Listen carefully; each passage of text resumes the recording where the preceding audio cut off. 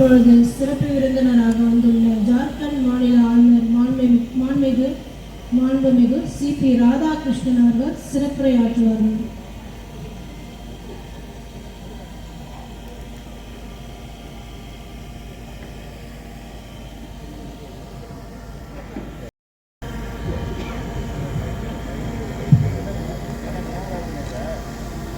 தாயின் அன்பாய், தந்தையின் அறிவாய், குருவின் ஒளியாய், தாயாய் தந்தையாய் குருவாய் தெய்வமாய் நாம் அனுதினமும் வழிபடுகின்ற புனித பாரதமையின் பொற்பாதங்களை முழக்கன் புனித வணங்கி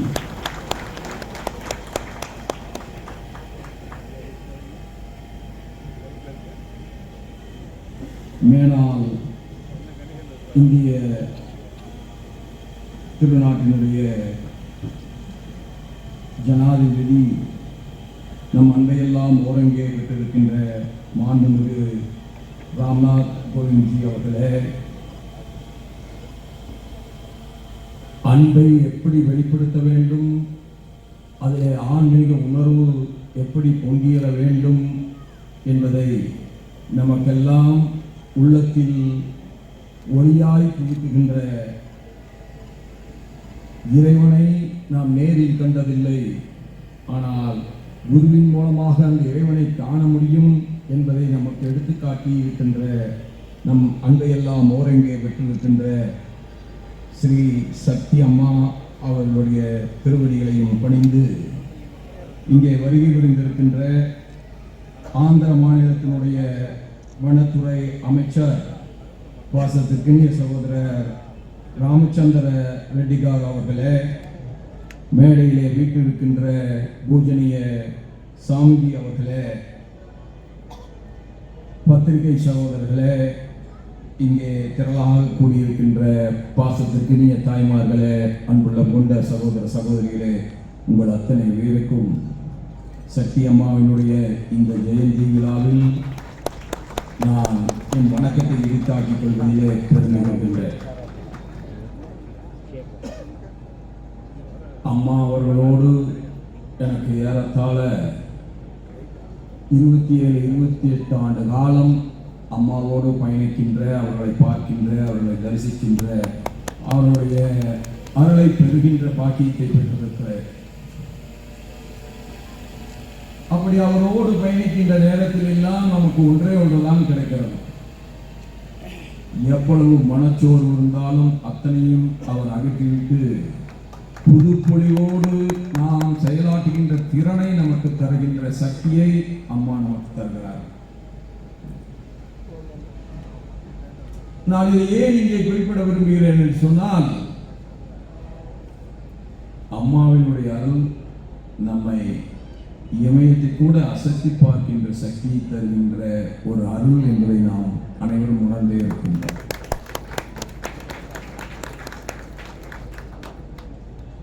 பல நாள் நான் அவர்களோடு இருந்த நேரத்தில் பசுவுக்கு அவர் பூஜை செய்கின்ற அந்த நேரத்தில் அந்த பசு 1 மணி நேரம் ஆனாலும் கூட ஒரு சிறிய அசைவு கூட இல்லாமல் அப்படியே நின்றிருப்பதை, அந்த அரிய காட்சியை, அந்த தெய்வீக ஒளியை கிடைக்கின்ற பேறு பெற்றிருக்கின்றோம். நான் முதலாக அம்மாவை சந்திக்கின்ற நேரத்தில் ஒரு செய்தியை நான் கேள்விப்பட்டேன். A devotee from Canada, when she came here to Vellore, she got a lot of stomach pain. When all people will immediately, she has been taken to the hospital, and all the doctors were saying that there is a tumor inside and you have to undergo an operation. So she doesn't know, but the pain is so unbearable. She came to Amma to take the Ashirwad before going for an operation. Then Amma said, no need for any operation, you will be all right. That miracle has happened. Without any operation, with Amma's only blessings, The tumor has gone where nobody knows. When she has been scanned again, there is no tumor. That is the greatness of our Amma. That is what we worship. That's why I said in my earlier part of the speech that we have not seen God, but we see God through Amma, through Guru. That is the greatness of Amma. பல ஆண்டுகள் பயணித்த நேரத்தில்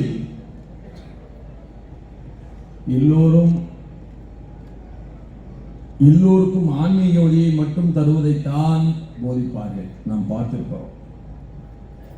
ஆனால் அம்மா அவர்கள் ஏழை எளிய மக்களுக்கு சேவை செய்வதன் மூலமாகத்தான் ஆண்டவனை அடைய முடியும் என்பதை நிரூபித்து காட்டியிருக்கிறார். இன்றைக்கு பாரத பிரதமராக இருக்கின்ற நம்முடைய அன்பையெல்லாம் ஓரங்கே பெற்றிருக்கின்ற உலகத்தின் ஒப்புயர்வுற்ற தலைவராக விளங்குகின்ற நரேந்திர மோடிஜி அவர்கள் தான் குஜராத்தினுடைய முதலமைச்சராக இருக்கின்ற நேரத்தில் அம்மாவை பார்ப்பதற்காக இங்கே வந்திருந்தார்கள். நானும் அவரோடு வந்திருந்தேன். பலமுறை அம்மாவை பார்த்திருந்தாலும் அவர் வருகிற பொழுதும் நாமும் உடன் இருக்க வேண்டும் என்பதற்காக நானும் வந்திருந்தேன். அப்பொழுது மோடிஜி அவர்கள் அம்மாவினுடைய ஆசீர்வாதத்தை பெற்றுவிட்டு அம்மா அவர்கள் செய்கின்ற சமூக சேவைகளை எல்லாம் ஒன்றன் பின் ஒன்றாக கேட்கின்றார்கள். அதில் அன்னதானம். இந்த கோயிலுக்கு வந்துவிட்டு யாரும் பசியோடு திரும்பியதாக வரலாறு இல்லை. எதை சொன்னாலும் அதை செய்கின்றவராக அம்மா அவர்கள் இருக்கிறார்கள். ஏதோ ஒரு அரசாங்கம் செய்ய வேண்டிய வேலைகளை எல்லாம் சமுதாயத்திற்காக அம்மா செய்கின்றவர்களாக இருக்கின்றார்கள். இப்படி படிப்படியாக மோடிஜி அவர்கள் கேட்டுக்கொண்டே வந்தபோது அவர்கள் வியந்து போனார்கள். இவ்வளவு சமூக சேவைகளை ஒரு குருவால் செய்ய முடிகிறது என்று சொன்னால், அன்றைக்கு அவர் மனதிலே வெளியே போகிறபோது சொன்னார்கள், ஒரு குருவால் இவ்வளவு சமுதாய நன்மைகளை செய்ய முடியும் என்று சொன்னால் ஒரு நாட்டிற்கு தலைவராக இருக்கின்றவர்கள் ஏன் செய்ய முடியாது என்கின்ற கேள்வியை என்னிடத்தில் எழுப்பினார்கள். அதுதான் இன்றைக்கு அவர் மிகச்சிறந்த பிரதமராக வருவதற்கு இந்த மண்ணிலே தோன்றிய அந்த உணர்வுகள் தான் காரணமாக அமைந்திருக்கிறது என்பதை நான் கருதுகிறேன். ஏழை எளிய மக்களின் மீது அன்பு கொள்ளாமல், அவர்கள் மீது இருக்கின்ற ஒரு அக்கறை கொள்ளாமல், அவர்களுடைய தேவைகளை உணர்ந்து அதை அவர்களுக்கு சரி செய்ய வேண்டும் என்கின்ற உணர்வு இல்லாமல் ஒரு மேன்மை அடைவது என்பது இயலாது என்பதே அம்மாவினுடைய ஒளியால் நானும் உணர்ந்து கொண்டு நிற்கின்றேன். எந்த திட்டத்தை சொல்லுங்கள், காடு வளர்க்கின்ற திட்டமா அங்கே அம்மா இருக்கிறார்கள். ஆண்டுக்கு 1,00,000 மரக்கன்றுகள் நடப்படுகிறது. இப்படி பல ஆண்டுகள் பல லட்சம் மரக்கன்றுகள் நடப்பட்டிருக்கிறது. நமக்கெல்லாம் தெரியும் இன்றைக்கு தெய்வீக ஒளி பொருந்திய இந்த பிரதேசம் எப்படி இருந்தது, இன்றைக்கு எப்படி இருக்கிறது என்பதை நாம் கண்கூடாக கண்டு கொண்டிருக்கிறோம். இன்றைக்கு எல்லோரும் சொல்கிறார்களே என்விரான்மெண்ட் எல்லோரும் எல்லா மிகப்பெரிய அறிஞர்களும் இன்றைக்கு சொல்கின்றதை சாதாரணமாக நடைமுறைப்படுத்தி காட்டியவர்கள் நம்முடைய சக்தி அம்மா என்று சொன்னால் அது முடியாது. அன்னதானமாகட்டும், காடு வளர்ப்பு திட்டமாகட்டும், ஏழை எளிய மக்களுக்கு பென்ஷன் தருகின்ற திட்டமாக இருக்கட்டும், ஏழை எளிய மக்களுடைய உணர்வுகளை புரிந்து கொண்டு அவர்களுக்கு மருத்துவ சேவை தருகின்ற திட்டமாக இருக்கட்டும், எந்த திட்டத்தை வேண்டுமானாலும் நீங்கள் சொல்லுங்கள். அம்மா அவர்களிடத்திலே ஒரு நாள் நான் பேசிக் கொண்டிருந்த பொழுது அம்மா அவர்கள் சொன்னார்கள், என்ன எல்லோரும் எதற்கோ பார்க்குகளை கொண்டு வருகிறார்கள். டெக்ஸ்டைல் பார்க் வருகிறது, என்ஜினியரிங் பார்க் வருகிறது, சாஃப்ட்வேர் டெக்னாலஜி பார்க் வருகிறது, ஹார்ட்வேர் டெக்னாலஜி பார்க் வருகிறது, எதற்கெடுத்தாலும் பார்க் வருகிறது. இவை எல்லாம் சமுதாயத்தினுடைய நலனை மட்டும் கட்டி காத்து நிறுத்தோடு முடியும் என்று நினைக்கின்றாயா என்று கேட்டார்கள். நான் சொன்னேன், இவை எல்லாம் பொருளாதார வளர்ச்சியை காட்டுகிறது என்று சொன்னேன். உடனே அடுத்ததாக சொன்னார்கள், எந்த பொருளாதார வளர்ச்சியும் மனிதநேயமிக்க மனித உணர்வின் வளர்ச்சியாக இருக்க வேண்டும், மனித உணர்வின் மேன்மை தாங்கியதாக அது இருக்க வேண்டும் என்று சொன்னார்கள். அப்படி சொல்கிறோடு சொன்னார்கள், நாம் கூட இந்த பகுதியை எப்படி மாற்ற வேண்டும் என்று நினைக்கிறேன் என்று சொன்னால், முற்றிலுமாக ஒரு ஸ்பிரிச்சுவல் பார்க்காக இது மாற வேண்டும் நம்முடைய இந்த பூமி என்று சொன்னார். அதை கண்கூடாக பார்க்கின்ற, அப்படி ஒரு உணர்வை பெறுகின்ற ஒரு அற்புதமான குருவாக இன்றைக்கு நம்முடைய சக்தி அம்மா இருக்கிறார்கள். ஒரு நாள் நான் இங்கே வந்து வழக்கம் போல அம்மாவை சந்திப்பதற்காக வந்தபோது சம்பத் அவர்கள் எனக்கு ஒரு அறையை தந்திருந்தார்கள். அந்த அறையிலே நான் தங்கியிருந்தேன். அந்த அறையை விட்டு வெளியே வருகிற பொழுது என்னுடைய நண்பரும் ஒரு காலகட்டத்தில் இந்தியாவின் அரசியலே ஆட்டி படைக்கின்ற சக்தியை பெற்றவரும் அங்கே நின்று கொண்டிருந்தார். அவரை பார்த்த உடனேயே நான் வியந்து போனேன். ஏனென்று சொன்னால் இவர் என்ன சொல்கிறாரோ அதை கேட்கின்றவாக குருணை மன்னர் இருந்தார். சர்வசக்தியையும் தன்னகத்தை கொண்டிருக்கின்ற தலைவராக விளங்கிக் கொண்டிருந்த இந்திரா காந்தி அம்மையார் அந்த மனிதர் என்ன சொல்லுகிறாரோ அதை செய்கின்றவராக இருந்தார். அதற்கு பின்பாக நரசிம்மராவ் அவர்கள் அவரை பின்பற்றுகின்றவராக இருந்தார். அவர் என்னை பார்த்த உடனேயே சிபிஆர் அப்படின்னார். நான் உடனே அதிசயித்து போனேன். எல்லோரும் இவரை பார்ப்பதற்குத்தானே போவார்கள், இவர் இங்கே வந்திருக்கிறார் என்று நான் ஒரு கணம் யோசித்து நின்ற போது அவர் என்னை பார்த்து சொன்னார், "You have to tell about me to Swamiji. I want to get the blessings of Swamiji. You know, I am not with a stable mind today." அப்படி சொன்னவர் யார் தெரியுமா? சந்திராசாமி அவர்கள். சந்திராசாமி சொன்னால் மட்டும்தான் இந்தியாவிலே நடக்கும் என்கிற நிலை இந்திரா காந்தி அம்மையார் இருந்த போதும் நரசிம்மராவ் இருந்த போதும் இருந்தது. அப்படிப்பட்ட சந்திராசாமி அவர்கள் இங்கே மன அமைதியை தேடி ஆன்மீக ஒளியை நாடி ஆன்மீக ஒளியை பெற வேண்டும் அதற்காக வந்த பூமி நம்முடைய பூமி. அது நம்முடைய சக்தி அம்மா அவர்களுடைய இருப்பிடம் என்பதை நான் பெருமையோடு குறிப்பிட முடியும். இதையெல்லாம் நான் இங்கே ஏன் உங்களுக்கு கோடிட்டு காட்டுகிறேன் என்று சொன்னால், இறப்புக்கும் பிறப்புக்கும் இடையிலே இருக்கின்ற அந்த பயணம் நமக்கு மட்டுமானதாக இருக்கக்கூடாது, நம் எல்லோருக்குமானதாக இருக்க வேண்டும். மனம் எப்பொழுதுமே எளிதாக அழுக்கு பிடித்துவிடும். அந்த அழுக்கை அகற்றுகின்ற வல்லமை நமக்கு மட்டுமே இருப்பதாக நாம் நினைக்கக்கூடாது. குருவின் வழியாகத்தான் அந்த மன அழுக்கு நம்மை விட்டு அகலும். அப்படி ஒவ்வொரு முறையும் நம்முடைய அம்மாவை சந்திக்கிற பொழுதெல்லாம் மகத்தான சக்தியை நான் பெறுகிறேன், என்னுடைய மனநிறைவை பெறுகிறேன். அந்த மனநிறைவும் அந்த மகத்தான மனசக்தியும் என்னை மேலும் மேலும் மக்களுக்காக உழைப்பதற்கான ஆற்றலை தருகிறது. That is the spiritual life. A journey should be always with a spiritual life. இன்றைக்கு காலையிலே சாமி அவர்களை நானும் நம்முடைய மேனாள் ராஷ்டிரபதி அவர்களும் சந்தித்த நேரத்தில் சாமிஜி அவர்கள் சொன்னார்கள், எப்பொழுதும் you need a power. What is the use of the power? The power is a tool to use and save the poorest among the poor. That is what is power என்று சொன்னார்கள். ஒரு கடைக்கோடியிலே இருக்கின்ற சாதாரண மனிதனுக்கு கூட உதவுகின்ற, அவனுக்காக பணியாற்றுகின்ற வாய்ப்பாகத்தான் நாம் அரசியல் அதிகாரத்தை, நம்முடைய பவரை பார்க்க வேண்டுமே தவிர ஏதோ நமக்கு கிடைத்த ஒரு மகத்தான வாய்ப்பாக நாம் அதை எண்ணிவிடக்கூடாது என்று சொன்னார்கள். அத்தகைய மகத்தான சக்தி நாம் பெறுகிறோம் என்று சொன்னால் அது அம்மாவினுடைய அருள்தான். நாராயணி அம்மா அவர்களுடைய அருளால் இந்த உலகம் என்றைக்கும் ஜீவிதமாய் அமைதியை விரும்புகின்ற உலகமாய் எல்லோரும் உதவுகின்ற உலகமாய் இருக்க வேண்டும். அப்படித்தான் இருக்கும் என்று அவர் பாதம் பணிந்து இன்றைக்கு அவரிடத்தில் வாழ்க்கை பெற்று இந்த அற்புதமான விழாவில் 48வது ஜெயந்தியில் உங்களை எல்லாம் சந்திக்கின்ற ஒரு மகத்தான வாய்ப்பு எனக்கு கிடைத்திருக்கிறது என்று சொன்னால் அது என் வாழ்நாளில் கிடைத்த பெயராக நான் கருதுகின்றேன். நிச்சயமாக அம்மாவின் உறவு எல்லோருக்கும் கிடைக்கும். We all will lead a useful life, not only for us but for others also.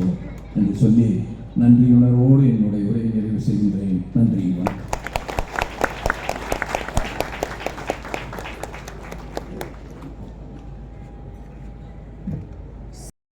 கோவிந்த்ஜி அவர்கள் சிறப்புரையாற்றுவார்கள்.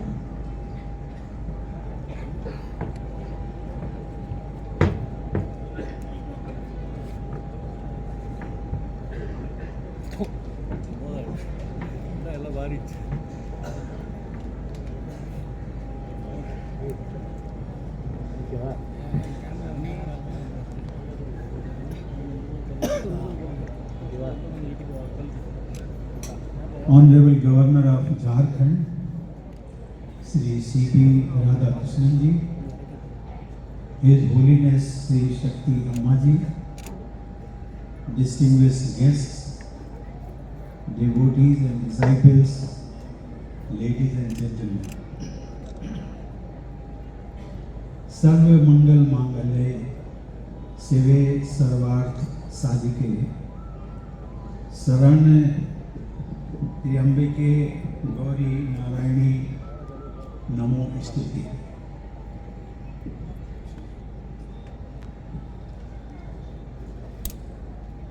Namaskaram and Vanakkam to all of you. Om Namo Narayani. First of all, I wish you all a very, very happy new year to each and everyone present here. Today we have gathered here to celebrate the 48th Jayanti of the revered spiritual luminary Sri Shakti Amma. It is truly a privilege for me to visit at this divine golden temple, Sripuram, again and again. Ladies and gentlemen, I remember two significant occasions when I had the opportunity to visit this sacred place. The first occasion was during my tenure as the Governor of Bihar, and the second one during my term as the President of India. Both visits left an indelible mark on my heart and soul. I always find attraction in Shakti Amma, and that is why it brings me back to Sripuram every time again. With the grace of Mangalamayi Ma Narayani Ji, it is my pleasure to witness the 48th Jayanti celebrations of Pujaniya Sri Shakti Amma Ji today at the Sripuram Golden Temple. As per sacred texts, Goddess Narayani represents the highest form of feminine energy which gave birth to Brahmanda, the universe, as Mother Goddess. She is considered as the provider of all forms of life with the power to create, preserve and destroy. In other cultures, Narayani is recognized as Kuan Yin, that is Mother Earth, Mother Nature and Divine Mother. Ladies and gentlemen and devotees, Goddess Narayani is worshipped as the Trinity of Durga, Saraswati and Lakshmi, and thereby perfectly embodies their virtues, courage, wisdom and prosperity. Durga is the goddess of inner strength, valor and courage. Saraswati is the goddess of wisdom expressed through education, fine art, culture, writings, music and dance forms. And finally, Lakshmi is the goddess of prosperity. Ma Narayani is also perceived to have the powers to flower the consciousness of all living beings, to help them attain unity with the divine. To the great fortune of humanity, Sri Shakti Amma Ji envisioned igniting these divine qualities of Ma Narayani Devi in human beings by taking diverse initiatives in the sphere of health, education and livelihood generation. I am happy to learn that since inception in 1992, Sri Shakti Amma's work has made a profound and far-reaching impact on the lives of people around Sri Narayani Peetham through implementation of several poverty alleviation projects. This has transformed this tiny village into an important spiritual center filled with the spirit of selfless service dedicated to humanity and the environment. Ladies and gentlemen, Amma's holistic vision is designed to enhance every aspect of daily life, spiritual, medical, educational, vocational, environmental and cultural, and not just limited to temple. With the aim of promoting love and wisdom throughout the world, Amma teaches that service to others is a path to inner peace and harmony. Sri Shakti Amma's vision is for promoting the spirit of Vasudhaiva Kutumbakam everywhere. The common thread that weaves through all of Shakti Amma's projects is upliftment of humanity, bringing peace of mind and reconnecting us to our own divine soul.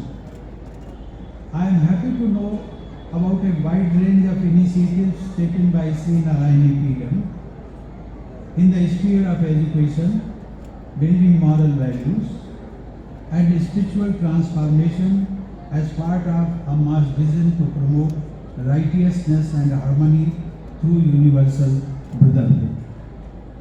The Vidya Netram project for providing infrastructure and scholarships for children to pursue education, and Sri Narayani Vidya Ashram and Sri Narayani Vidyalaya projects are worth replicating.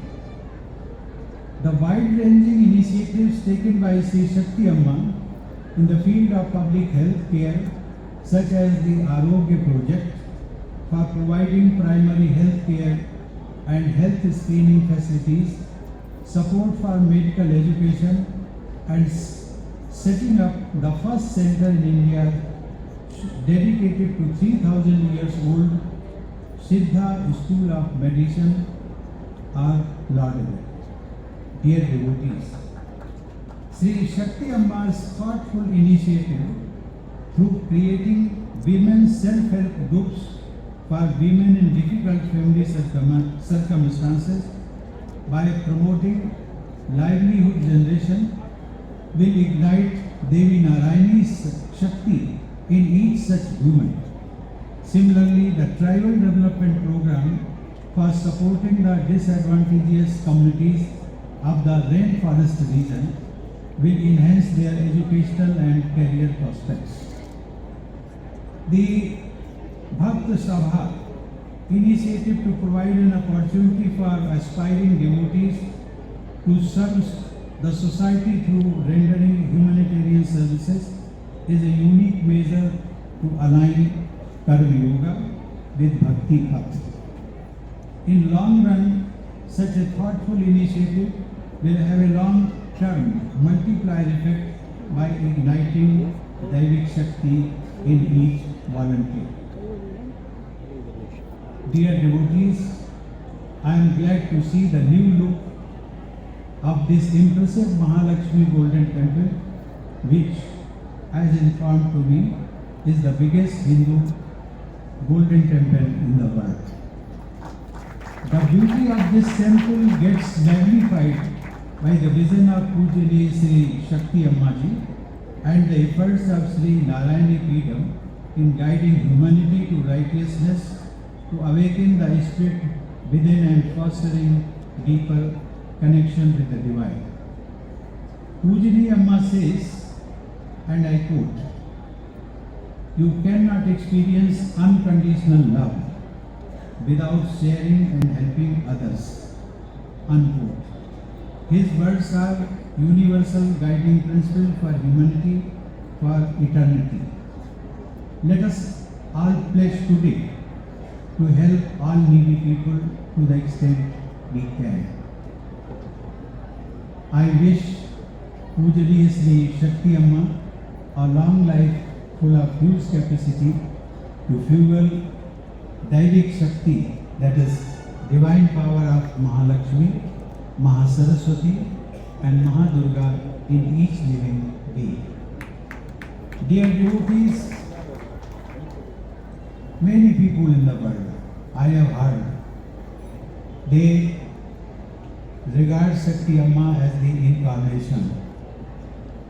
And as we know, even our text, Hindu text, one of them is Gita.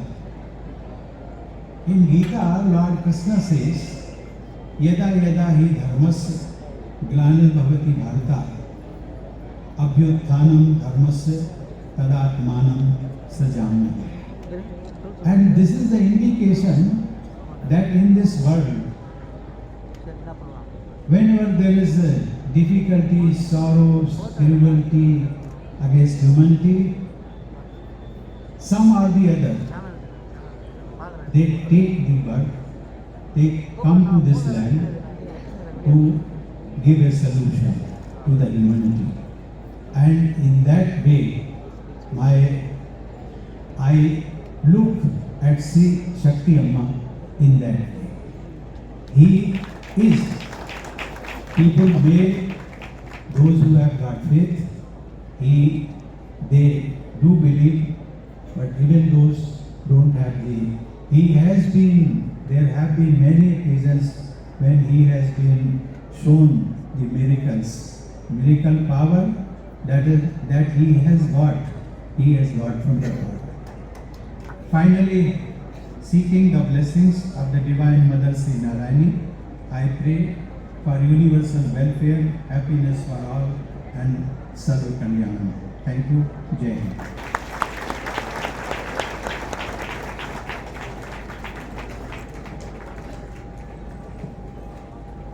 அருமையான சொற்பொழிவை ஆற்றிய மாண்புமிகு திரு ராம்நாத் கோவிந்த்ஜி அவர்களுக்கு ஸ்ரீபுரம் ஸ்ரீ நாராயணி பீடத்தின் சார்பில் நன்றிகளை தெரிவித்துக் கொள்கிறோம்.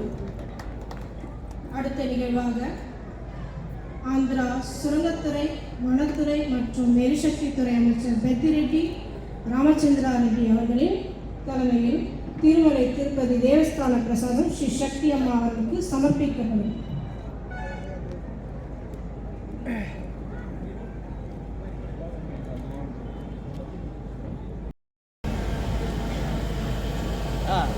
ஐயா ஃப்ளாஷ் கொஞ்சம் நவுத்துங்க ஐயா. ஐயா ஃப்ளாஷ் கொஞ்சம் பொசிட்டிவ் ஆகிடுங்க.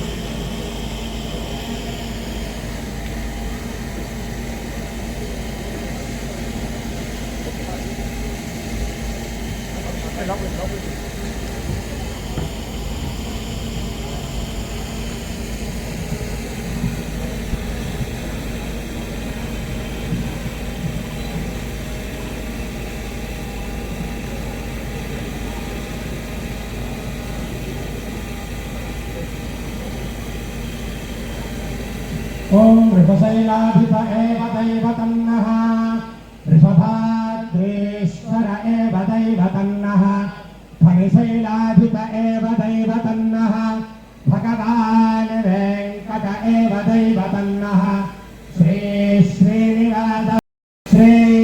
श्रीनिवासः परमं धनन्नः श्री श्रीनिवासः कुलदैव तन्नः श्री श्रीनिवासः परमागतिर्नः वक्त्राच्ये भाग्यलक्ष्मीः करतलकमले सर्वदा दानलक्ष्मीः दोर्दण्डे वीरलक्ष्मीः हृदयसरसिते भूतकारुण्यलक्ष्मीः खड्गाग्रे शौर्यलक्ष्मीः निखिलगुणगणाडम्बरे कीर्तिलक्ष्मीः सर्वाङ्गे सौम्यलक्ष्मीः मयितु विजयतां सर्वसाम्राज्यलक्ष्मीः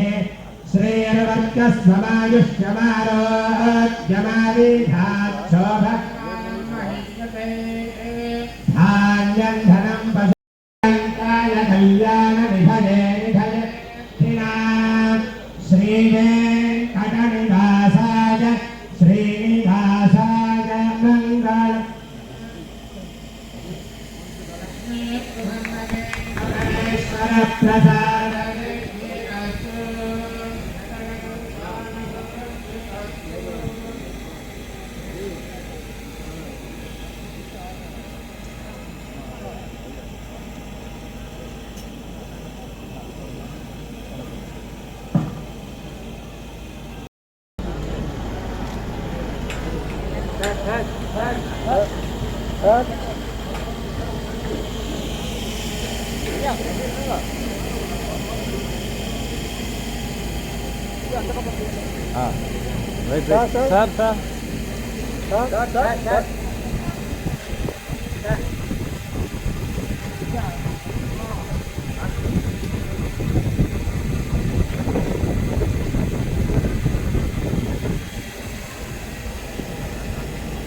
ஃப்ளாஷ் கொஞ்சம் பின்னாடி எடுங்கண்ணா நீங்கள் தானா சார் சார்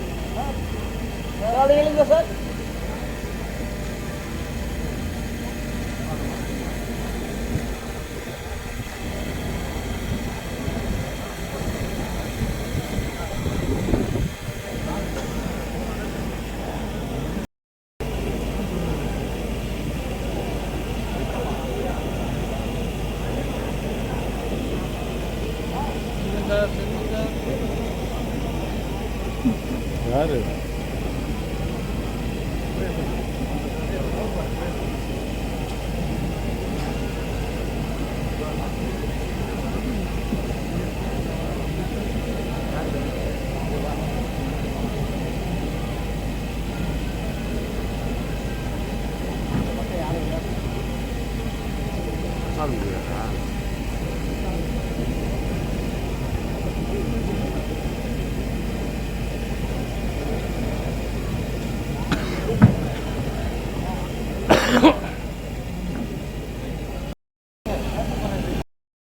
सर्वमङ्गलमाङ्गल्ये श्री सर्वप्रशान्ति शरण्ये त्र्यम्बके गौरी नारायणी नमोस्तुते.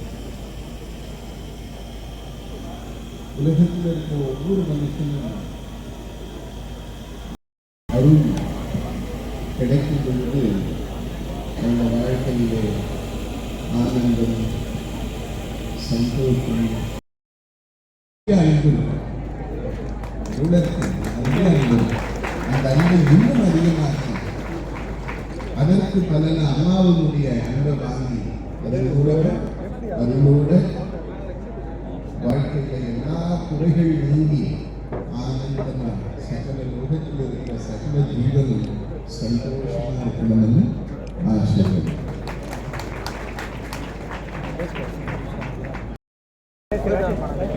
வரம்பா கூட கொஞ்சம் சைடு